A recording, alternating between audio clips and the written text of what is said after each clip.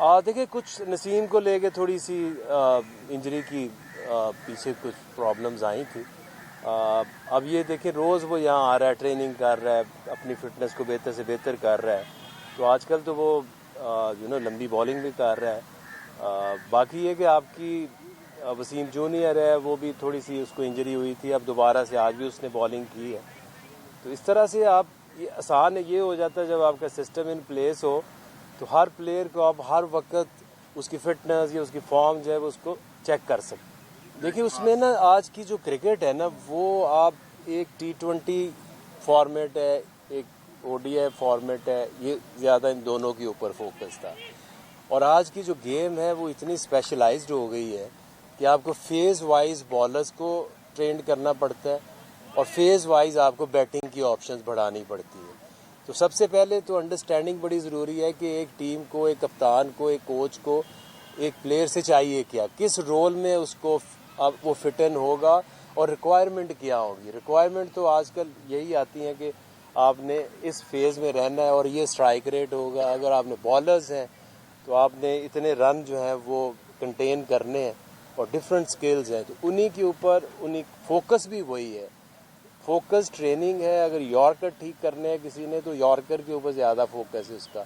अगर new ball से करना है तो न्यू बॉल की लेंथ, हार्ड लेंथ के ऊपर फोकस है।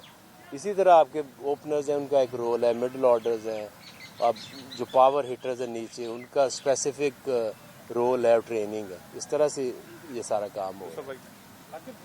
देखिए, यंगस्टर हो या आपका सीनियर प्लेयर हो, आपने इस वक्त जो बेस्ट ऑप्शन है वो पाकिस्तान के लिए खेलनी चाहिए। कई दफ़ा आते हैं ऐसे फेजेस कि आप खेलते हैं, आपकी परफॉर्मेंस जो है, कभी आप स्ट्रगल करते हैं, बेहतर होते हैं। जो रिक्वायरमेंट है आपको पता है, जो अब आगे जो आपकी एशिया कप है, आपका वर्ल्ड कप है, वो इधर ही होना है, सब कॉन्टिनेंट में, एशियन कंडीशंस में। और यहाँ पे जो आपका जो स्कोर है 200 के इर्द गिर्द या उससे भी ज़्यादा लोग करते हैं। तो जो भी आपके बैटिंग ऑप्शंस हैं उनको जो इसमें फिट इन होता है कि आपके 200 प्लस रन्स आपकी टीम करे, तो जो रोल में फिट इन होगा वो इम्पॉर्टेंट है। इट्स नॉट कि आप कितने सीनियर हैं या आप कौन हैं। देखिए, डिपेंड करता है आप किधर जा रहे हैं और कौन सा फॉर्मेट खेल रहे हैं। अभी देखिए, लास्ट जो न्यूजीलैंड में एक सीरीज़ हुई, उसमें जो नई ऑप्शंस थी, यंगस्टर्स थे, उनको भेजा। आप कई दफ़ा स्ट्रगल भी करते हैं, लेकिन उसी को फिर कंटिन्यू रखा। बांग्लादेश की सीरीज़ आई। इसी तरह से आप हमेशा ये देखते हैं कि एक डिप कई दफ़ा आता है, फिर आपको डेवलप करना पड़ता है। अब ये नहीं है कि एक प्लेयर आपके, चाहे इंडिया है चाहे कोई भी दुनिया की टीम है, एक फेज़ आता है उसमें आपको नए प्लेयर्स जो हैं उनको इंक्लूड करना पड़ता है और एट टाइम्स कई दफ़ा थोड़ी सी सेक्रीफाइस भी करनी पड़ती है। आगे दो आपकी सीरीज़ है, एक बांग्लादेश है और एक वेस्ट इंडीज़ से। US में T20s हैं और फिर ODI वेस्ट इंडीज़ में है। ये एक ऐसा टाइम है कि इसके ऊपर आप अपनी ऑप्शंस को ट्राई कर सकते हैं।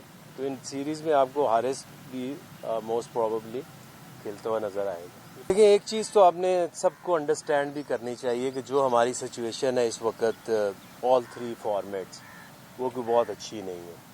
तो हम किसी सीरीज़ को हम कैसे लाइट ले सकते हैं।